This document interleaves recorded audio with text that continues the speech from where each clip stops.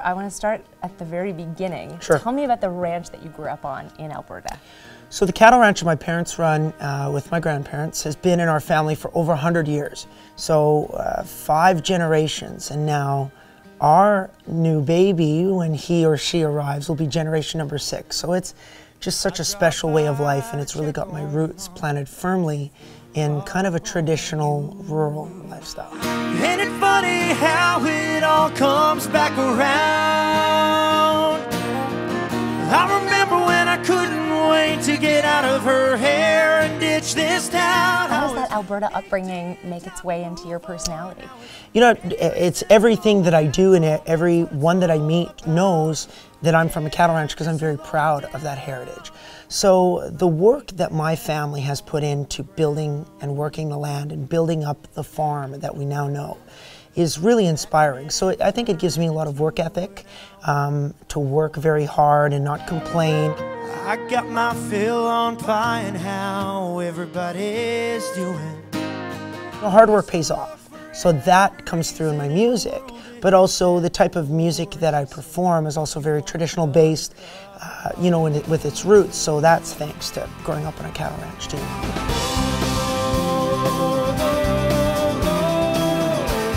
I understand you didn't grow up in a musical family at all.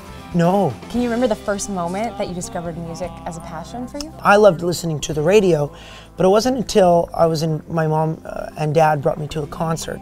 This country artist by the name of Danny Hooper. So he's back in Alberta, he's still an entertainer to this day and a great radio personality, and he was doing a traditional classic country show, and I loved it. Like, I was thinking to myself, that's what I want to do. And you fast forward 1 year later and I watched George Fox, who came into our hometown. He put on a great show. And then you fast forward 1 more year and at the big arena in Edmonton, I watched Brooks and Dunn play. And that just sealed the deal. I just knew I need to be in country music, period. She's desire, smoking fire. Once you find her, you can't get her out of your head. Can you remember the first moment that you yourself thought, I can make it? The moment I first thought that I've arrived or that I've made it, I think was my first nomination for a Canadian Country Music Award. I was 16, 2006, and to get that type of recognition was very special in the early years. I didn't feel anything that great of a feeling until a few years later when I signed my record deal to Warner Music. That was like, I'm such a big fan of hockey, that was like my entry-level deal, like Connor McDavid, #1 draft pick, signs with the Oilers. That's how I felt when I was the first country artist to sign to Warner Music in something 15, 17 years.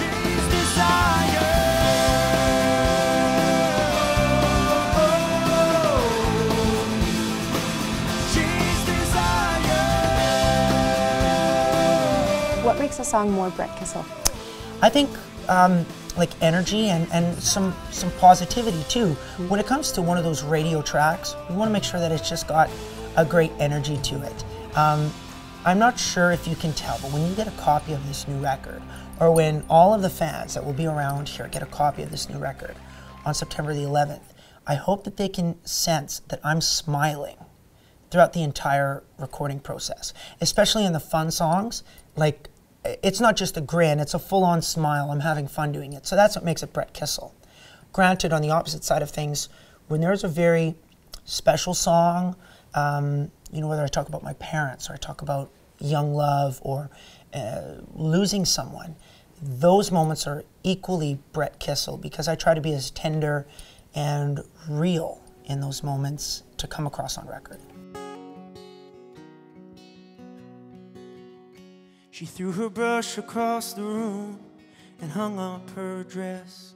Said, I don't feel pretty, my hair is all a mess. How do you get yourself in the zone to be real like that in the recording studio? I've not really done much or any acting, but thinking about what they have to do to get into the zone and to get into that character, that's what I'll do, especially for the sadder songs, or the ones that you really need to be emotional and intimate with.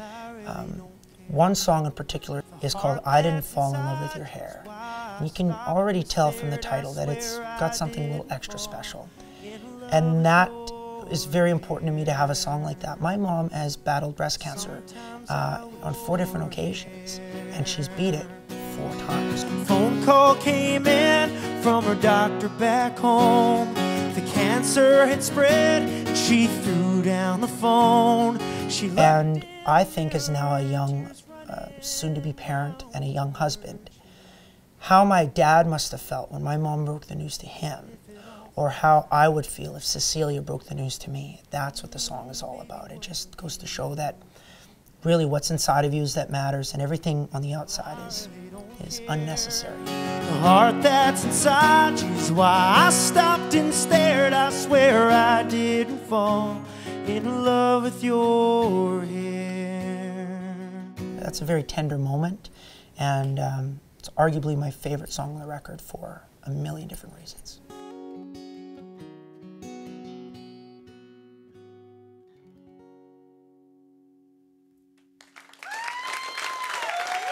How did you arrive at the title for the record that you're about to release? I love each song equally, but Pick Me Up, there was a bit of a hidden meaning. It's called Pick Me Up. I hope that my fans will want to go pick it up. Don't want to stay here in this neon light. Don't want to sit and talk to strangers all night. At the same time, it's a song I could be the most proud of on the record because it's very well written. A very good friend of mine, Carrie Barlow in Nashville, who's been writing up a storm, has got so many #1s. He had felt that this song of his should have been a hit and recorded by Tim McGraw or Kenny Chesney or Luke Bryan. And I said, well, can I hear it? And he said, well, yeah. And I heard immediately I felt this song is very special. And if anyone has ever gone through a breakup, or is anyone who's ever felt heartache, you'll know that this song is really written about those types of feelings. Come pick me up tonight, tonight, tonight. We can drive it home with one headlight. Are you an optimist first kind of a guy? I've never thought about it that way, but the quick answer is yes. Definitely very positive, optimistic about everything in life. And before I probably even knew the definition of positivity or optimism as an 11 or 12-year-old. I think I fit the bill as a kid. Come pick me up tonight, tonight. Pick me up. Not to get all philosophical, but in a world where there really is so much heartache and there are a lot of hardships and there's so many tough times that a lot of tough times that people are experiencing around the world or even in our own communities, the life that I have and the experiences that I have, I've got a lot to be grateful for and a lot to be thankful for. So I try not to sweat the small stuff, to be blunt. Come pick me up tonight.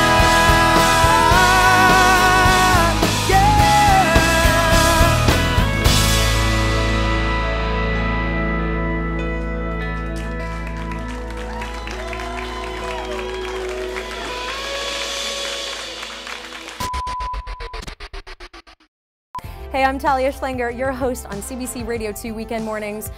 Friends don't let friends miss out on awesome music videos. So if you like this one, share it with a pal. And don't forget to subscribe to our channel and leave your comments below.